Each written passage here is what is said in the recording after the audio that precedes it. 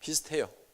물론 뭐 수십억짜리 무슨 저택 사가지고 살려고 하면은 차이가 날지 모르지만은 그래도 내가 살 수 있는 집, 불편하지 않은 집 50평에서 100평 사이 집을 한 달에 5천만 원만 받으면은 살까요, 못 살까요?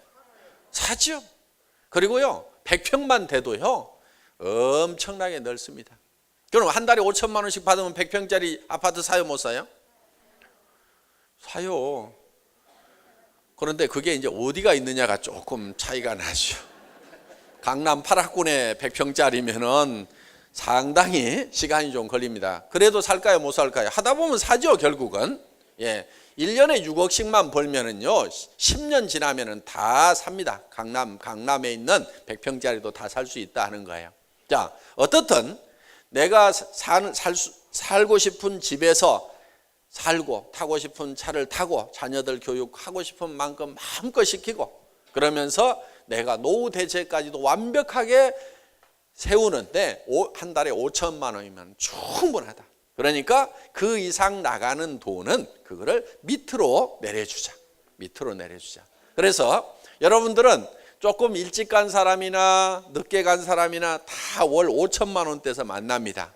그러니까 여기 먼저 가신 총장님들이 막 한없이 멀리 달려가는 것이 아니고 여러분들은 5천 왔는데 저분들은 막 3억, 5억, 10억씩 받고 있는 것이 아니고 매나 한 5천에서 조금 더 받거나 뭐 그러고 있을 거예요. 그러니까 여러분들도 따라잡을 수 있어요, 없어요? 따라잡을 수 있다 이거예요. 3년, 5년 안에는요 다 저분들하고 거의 동일한, 저분들이 한 7천만 원 받을 때 여러분들은 5천만 원 받을 수가 있다 하는 거예요.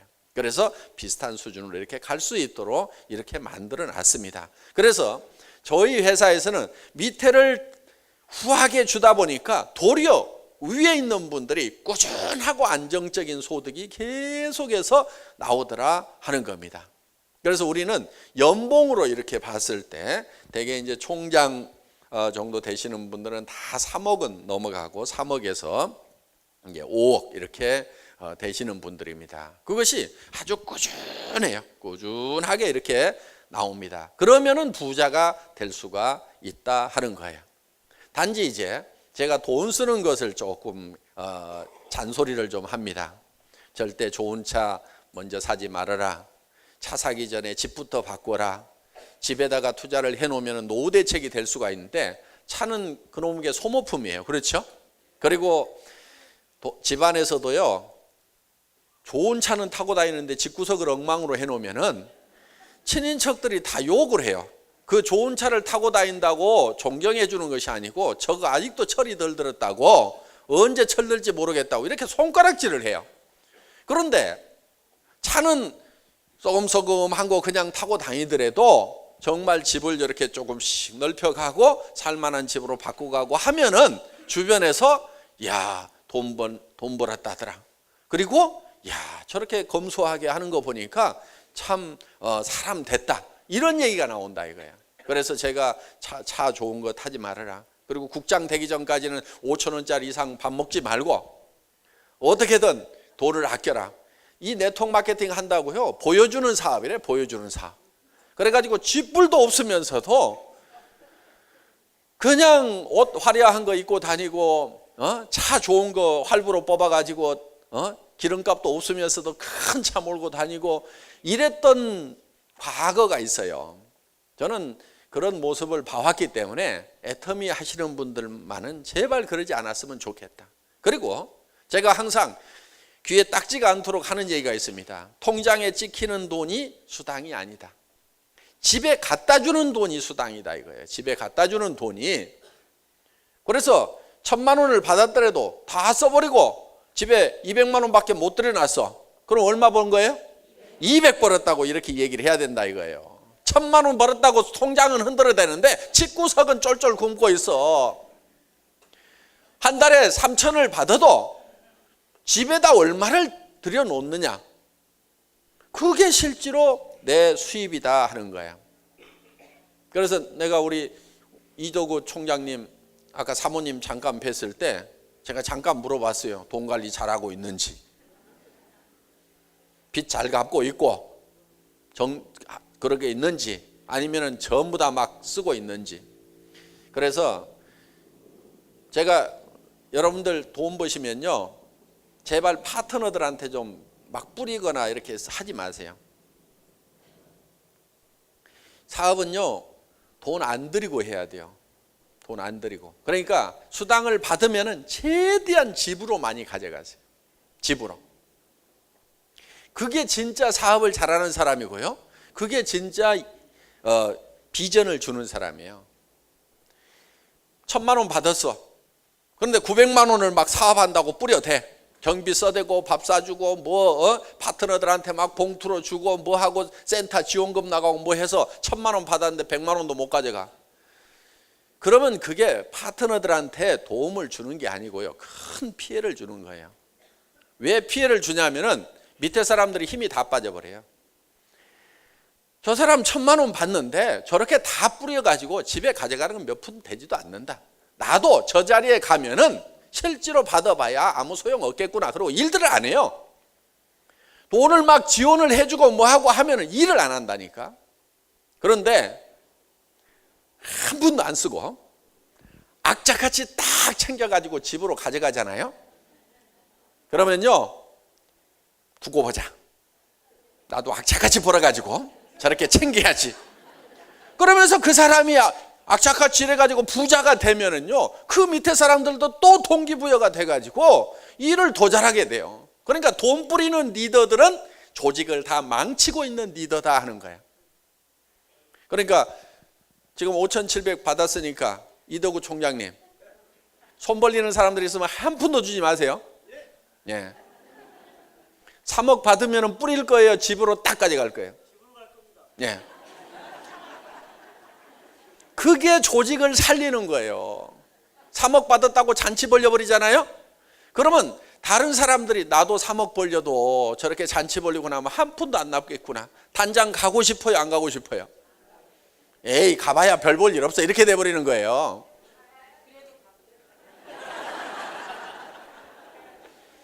그런데 그대로 집으로 딱 가져가가지고 집이 딱 변했어. 가봤더니. 그러니까 집을 딱 넓혀놓고 초청해서 밥은 한 끼씩 주세요. 그건 괜찮아요. 뭐 그런 정도나. 그래갖고 약을 올려야 돼요, 약을.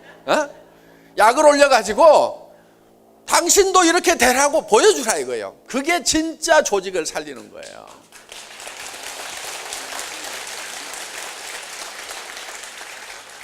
그런데 써야 될 돈은 있어요. 돈을 벌면은 구두쇠처럼 살아라는 얘기는 아니에요. 주변 사람들 도와주기도 해야 돼요. 그런데 도와주는데 기준이 있어야 돼요. 사업하다가 망한 사람 빚 갚아줄 필요 있어요, 없어요? 그건 내버려 둬야 돼요. 더 쫄딱 망하라고. 사업 망하고 있는데 그거 망하지 말으라고 도와주면요, 같이 망합니다.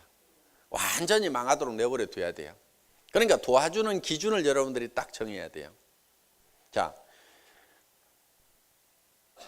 내 주변 사람이, 그러니까 돕는 기준은요, 가장 가까운 데서부터 도와야 됩니다, 여러분들. 집안에서는 손끝 발끝 까딱 안 하면서 밖에 나가면 호인 호걸인 사람이 있죠. 많은 모양이네. 우리 신랑이 그러는데 이러는 분이 있는 것 같아. 그거는 호인이 아니에요. 대개는 나쁜 사람들이에요, 그런 사람들은. 그러니까 어디서부터 도와야 되냐면은 가장 가까운 배우자부터 도와야 돼요. 첫 번째 구제의 대상은 밖에 있는 것이 아니고 바로 자기 옆에 있는 남편과 아내를 구제를 해야 돼요. 그 다음에 부모, 자식 이렇게 가는 거예요. 그 다음에 형제간 중에 쫄쫄 굶고 있는 사람이 있는데 어디다가 막 퍼주고 있고, 그거는요, 악한 사람이에요. 왜 그러느냐? 자기 명예를 높이고 이름을 높이려고 그 짓을 하는 거예요. 진정으로 도와주는 사람이 아니에요, 그거는. 그러니까 중심을 보시는 하나님 입장에서 봤을 때는 그걸 악하다고 보는 거예요. 그러니까 가까운 사람부터 도와주라 이거예요, 가까운 사람부터. 그러면은 역으로는 이런 얘기가 됩니다. 어떤 사람이 내한테 손을 벌리면은 그 주변 사람이 도울 수 있는가 없는가를 또 살펴봐야 돼요. 여러분들 남 돕는 거 굉장히 힘듭니다. 남 돕는 게 쉬운 게 아니에요. 그냥 퍼주면 쉬울 것 같은데요, 그렇지가 않아요. 남을 도울 때 진정으로 그 사람이 지금 도움을 받아야 될 입장에 있는가를 봐야 된다 하는 거예요. 그렇지 않은 사람을 도와주면요, 그 사람을 버려버리는 수가 있어요. 그래서 의타심을 길러놓는다거나 아니면은 도와줬더니 무지무지하게 자존심 상해가지고 나를 안 보려고 하는 경우도 있어요. 그렇죠? 도움 받는 것 자체가 자존심 상해갖고 인간관계가 끊어져 버리는 경우도 있다 이거야. 그렇기 때문에 남을 도울 때 굉장히 고민을 많이 해서 도와야만 된다 하는 거예요. 그러니까 그 사람을 내가 도와야 될 건지 아닌지를 파악을 해야 돼요. 예를 들면은 그분의 자녀가 있다고 하면은 먼저 누가 돕도록 해야 되냐면 그분의 자녀가 돕도록 해야 되는 거예요. 자녀가 있는데 내가 도우면 안 된다 하는 거예요. 그런데 도울 수 있는 가족이나 자녀들도 없어. 그러면은 이제 내가 도와야 되는데 돕는 기준을 여러분들이 분명히 정할 필요가 있어요. 저 같은 경우는요, 이렇게 돼요. 먹을 것이 없다. 그러면 도와야 돼요, 안 도와야 돼요? 먹을 건 줘야 되겠죠. 그렇죠? 내 옆에서 굶어 죽어가도록 하면 안 된다 이거예요. 병이 들어서 아파서 치료를 못 한다. 도와야 돼요, 안 도와야 돼요? 도와야 되겠죠. 잠자리가 없어. 길거리 나앉게 생겼어. 근데 그분을 주변에서 도와줄 사람이 아무도 없어. 자식도 없고 뭣도 없어. 그러면은 도와줘야 되겠죠. 그렇죠? 예. 그리고 이제 조금 더 나가면은 공부를 꼭 해야 될 자녀가 공부를 못 하고 있다거나 뭐 이런 거는 이제 그보다도 한 단계 이제 더 나아갔을 때 그렇게 해줘야 된다 하는 거예요. 그런데 어디 가서 실컷 이상한 짓 하고 빚 졌는데 빚쟁이들이 와가지고 나 못 살게 구니까 그 빚 좀 갚아주세요. 그거 도와주는 게 아니에요. 심지어는 이런 경우가 있어요. 그거를 갚았더니 그거를 빚을 받으러 다니는 깡패가 포기하려고 그랬는데 이게 돈이 나오네? 그래가지고 가서 더 두들겨 패고 더 괴롭히는 수가 있다 이거예요. 그거 도와준 거예요, 피해준 거예요? 피해준 거예요, 그거는. 그래서 도와줄 때 아주 잘 살펴서 도와주는 그 지혜가 필요하다 하는 겁니다. 그래서 도울 때 여러분들이 그냥 돈이 있다고 그래가지고 퍽퍽 도울 수 있는 것도 아니고 또 돈이 없더라도 우리가 꼭 도와야 될 그런 부분들은 여러 가지 방법을 이제 찾으면 됩니다. 저희 같은 경우는 지금 이제 이 바자회를 하는 것도 첫째는 돕는 데가 누구냐면은 우선 물건을 사는 사람들이 도움을 받을 수 있죠. 그렇죠? 오늘 아주 싸게 이렇게 10만 원짜리도 만 원에 사기도 하고 저도 넥타이 몇 개를 내놨는데 굉장히 싸게 팔렸더라고. 그거 좀 왜 그렇게 싸게 팔았냐고 했는데 한 10만 원 넘어가는 것도 막 1,000원에 팔리고 이랬더라고. 별로 매지도 않은 건데 어떻든 그거를 그렇게 사신 분이 일단은 도움을 받았죠. 그렇죠? 그리고 그 팔린 돈이 기부금으로 들어가서 지금 어린이들 중에서 후진국에 있는 암 환자 어린이들을 돕는 이제 우리가 그 기금 운동을 지금 하는 겁니다. 이 바자회 이게. 그래서 IAEA는 국제 원자력 기구고 여기에 이제 팩트라는 프로그램이 뭐냐면은 바로 이런 그 암 환자 어린이들을 돕는 거예요. 그러니까 후진국이다 보니까 이 치료비가 많이 들어가니까 어떻게 할 수가 없어서 이런 어린이들을 돕는 그런 일을 하자 해서 우리가 지금 이렇게 이제 하고 있는 겁니다. 어떻든 지금 우리가 이제 여러분들이 지금 이렇게 총 판매를 해서 모아진 돈이 예를 들어서 그게 500이다 그러면은 애터미 회사에서 500만 원을 더 보탤 겁니다. 그게 1,000만 원이다 그러면은 1,000만 원을 더 보태서 2,000만 원을 갖다 주고 이렇게 이제 할 겁니다. 그러니까 그냥 제가 1,000만 원 이렇게 갖다 주는 것보다는 우리 애터미 회원들이 이렇게 다 이렇게 모아 가지고 있는 사람이든 없는 사람이든 이렇게 모아 가지고 이렇게 도와드리는 겁니다. 그것이 훨씬 더 정성이 더 많이 모아진 거죠. 그래서 또 우리가 돕는 것은 돈을 다 벌고 난 다음에 돕겠다 이렇게 하면요 사실 도울 수가 없어요.